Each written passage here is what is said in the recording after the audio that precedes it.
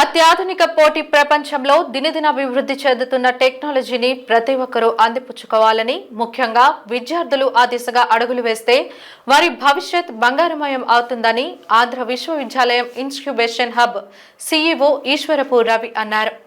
నేడు టెక్కీబోట్ pen school సంయుక్త ఆధ్వర్యంలో బుల్లయ్య కళాశాల వేదికగా నిర్వహించబడిన బోట్ ఎక్స్పోకి ఆయన ముఖ్య అతిథిగా విచ్చేశారు.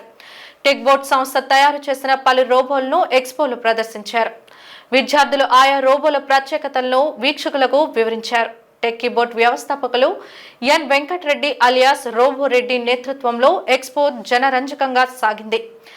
నగరానికి చెందిన పలు స్కూళ్ల విద్యార్థులు ప్రదర్శనను తిలకించారు. ఈ సందర్భంగా ఈశ్వరపు రవి మాట్లాడుతూ ఆధునిక యుగంలో రోబో టెక్నాలజీకి అత్యంత ప్రాముఖ్యత ఉందని, భవిష్యత్తులో రోబోల పాత్ర కీలకంగా మారబోతోందని అన్నారు. చిన్నతనం నుండే విద్యార్థుల్లో ఈ టెక్నాలజీని జీర్ణింప చేసినట్లయితే వారు తప్పకుండా ఉన్నత శిఖరాల్లో అధిగమిస్తారని ఆశాభావం వ్యక్తం చేశారు. సంస్థ వ్యవస్థాపకులు రోబో రెడ్డి మాట్లాడుతూ తనకున్న జ్ఞానాన్ని అందరికీ తెలియజెప్పి వారిని కూడా టెక్నాలజీలో భాగస్వామ్యం చేయాలన్న ఆలోచన నుండి పుట్టినదే బోట్ ఎక్స్పో అని అన్నారు. రాష్ట్ర వ్యాప్తంగా పలు ప్రభుత్వ, ప్రైవేటు పాఠశాలల్లో తమ సంస్థ తరపున వివిధ రకాల కార్యక్రమాలు నిర్వహిస్తూ విద్యార్థులకు రోబోటిక్ ఆవశ్యకతను తెలియజేస్తున్నామని చెప్పారు.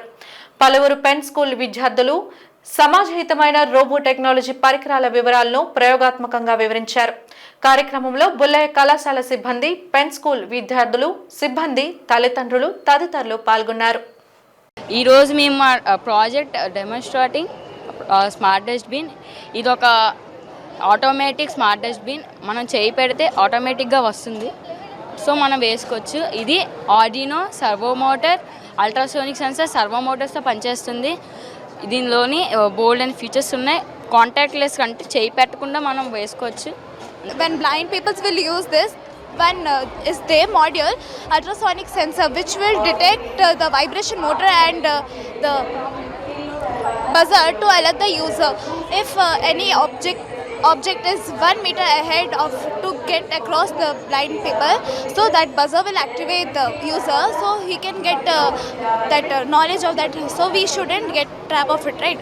And the features of blind stick are it detects obstacles in right time and panic button for the via SMS or call, and compact and portable design means you can carry it very easily in your bags and easily. Applications for it is mobility assistance for visually impaired individuals and navigation aid in crowded or unfamiliar areas. This is a mechanical structure Techibot company నుంచి వచ్చిందనమాట. This is mainly used for hand signs during many labs. Lab టైంలోని వీటిని మనం ఎలా use చేస్తామంటే మన hand sides అకార్డింగ్గా మనకి జరుగుతుంది. ఇప్పుడు మనం వీడియోలో చూసుకుంటుంటే మనం హ్యాండ్ ఈ కంప్యూటర్ చూపించినట్టుగా ఈ హ్యాండ్ బిహేవ్ చేస్తుంది. సపోజ్ మనం హ్యాండ్ని ఇలా చూపించామనుకోండి, ఈ హ్యాండ్ ఇలా ఉంటుంది. మనం ఇలా చూపించామంటే ఇలా ఇది కొంచెం స్లోగా ఉంటుంది, కానీ it decodes the solving and it records the program given by us and it shows. So this is mainly used in labs and mechanical researches. So this is the project. Idi mana project anamata Techibot nunchi the robotic hand. Thank you. దీనివల్ల ప్రయోజనం ఏంటంటే many ల్యాబ్స్లోని ఇంకా వేరే వేరే scientific స్ట్రక్చర్స్లోని scientist దగ్గర ఇలాంటివి ఎందుకు ఉంటాయంటే వాళ్ళకి సపోజ్ ఇప్పుడు మనకు ఎవరికన్నా 2 ways కన్నా యూజ్ అవుతుంది. ఒకటి హ్యాండ్ లేని వాళ్ళు వాళ్ళకి నచ్చినట్టు ఎక్స్ప్రెస్ చేయడానికన్నా యూజ్ అవుతుంది.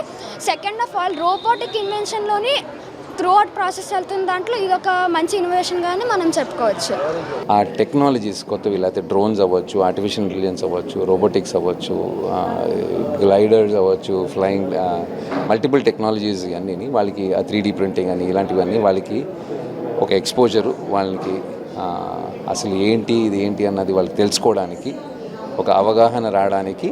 రెండోది దీని ద్వారా ముందు వాళ్ళు క్లాసెస్ ఇంచుమించు హై స్కూల్ స్టేజ్కి వచ్చినప్పటికీ, అంటే 6th standard 7th 8th tinkering labs అనే ద్వారా వాళ్ళు చదివేది ఒకటే కాకుండా ఆ చదివిన కాన్సెప్ట్ని వాళ్ళు ప్రాక్టికల్గా ఒక ల్యాబ్లోని దాన్ని డెవలప్ చేసి ఒక ప్రోడక్ట్ కింద తయారు చేసి వాళ్ళకి సొంతంగా వాళ్ళు అది ఎక్స్పీరియన్స్ చేయడం అన్నది చాలా ఇంపార్టెంట్ అండి. ఈ రోజుల్లో ఏమైంది అంటే మనకి బాగా చిన్నప్పుడు ఉన్నప్పుడు మనకి పిల్లల్ని వాళ్ళు క్రియేటివ్గా వాళ్ళు ఏం చేసినా మనం ఒప్పుకుంటాం. అంటే ఒక బీచ్లో ఇసుకతోనైనా, లేకపోతే ఇంట్లో గోడ మీద రాతలతోనైనా ఒక చిన్న ఏవి ఏవైనా బ్లాగ్స్ అలాంటివన్నీ వాళ్ళు ఇచ్చేస్తుంటే మనం చాలా హ్యాపీగా ఫీల్ అవుతాం. ఆ క్రియేటివిటీ అన్నది ఈ ఎడ్యుకేషన్ సిస్టంలో ఏమవుతుందంటే ముందుకెళ్తున్న కొద్దీ ఈ నోట్సు అదే దాన్ని ఏం చెప్తారో అదే మళ్ళీ రిపీట్ చేయడం, బైహార్ట్ చేయడం అన్నది ఎక్కువ ఇదైపోయింది. అంటే జ్ఞాపకం ఉంచుకొని అది తీసుకెళ్ళి ఎగ్జామ్స్ రాయడం, అంటే స్టడీ టు పాస్ అంటారు, ఆ కాన్సెప్ట్లోకి వచ్చింది ఈవెన్ ఇంజనీరింగ్ ఆ స్టేజ్లో.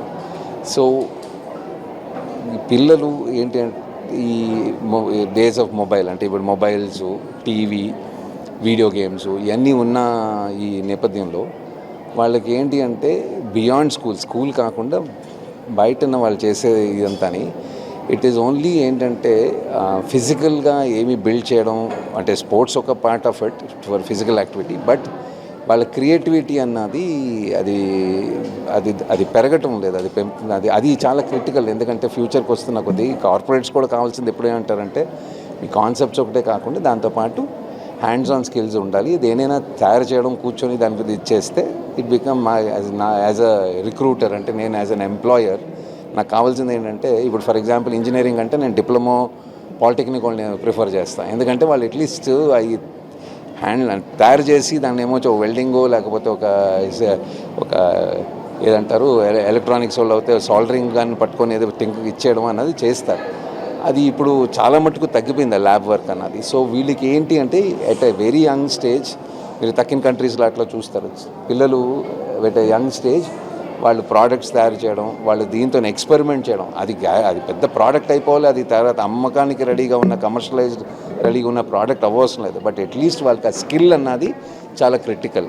ఓన్లీ కాన్సెప్ట్స్ ఒక పక్క అది ఇంపార్టెంట్, అసలు అర్థం చేసుకోవడం ఒకటి, కాన్సెప్ట్స్ దాన్ని అప్లై చేస్తూ ప్రోడక్ట్స్ అన్నవి తయారు చేయడం చాలా క్రిటికల్. ఆ ప్రయత్నంలోని ఇది ఒక భాగంగా అనుకోవచ్చు. మేము యాక్చువల్గా ఆంధ్రప్రదేశ్లో లాస్ట్ 8 years నుంచి కూడా ఈ టింకరింగ్ ల్యాబ్స్ కానీ అలాగే ఈ టెక్నాలజీ ఓరియంటెడ్ ట్రైనింగ్ ప్రోగ్రామ్స్ కానీ చేయడం జరుగుతుంది. ఈ లాస్ట్ 5-7 yearsలో మేము అటల్ టింకరింగ్ ల్యాబ్స్ అని 300 స్కూల్స్కి అక్రాస్ ద స్టేట్ మేము ఎస్టాబ్లిష్ చేయడం జరిగింది. ఇందులో ప్రభుత్వ పాఠశాలలు ఉన్నాయి, ప్రైవేట్ స్కూల్స్ ఉన్నాయి, డిఫరెంట్ కాలేజెస్లో కూడా ఇంటర్న్షిప్స్ ప్రోగ్రామ్ ఇవ్వడం అయితే జరిగిందండి. ఆ ప్రయత్నంలో భాగంగానే ఇప్పుడు రాష్ట్ర వ్యాప్తంగా మళ్ళీ పిఎం శ్రీ స్కూల్స్ అని కొత్త కాన్సెప్ట్ కూడా రాబోతుంది. అందులో కూడా ఇలాంటి టింకరింగ్ ల్యాబ్స్, అంటే భారతదేశానికి కావాల్సిన ఫ్యూచర్ స్కిల్ స్టూడెంట్స్ని తయారు చేయడంలో మా వంతు పాత్ర మేము పోషించడానికి ప్రయత్నిస్తున్నాం.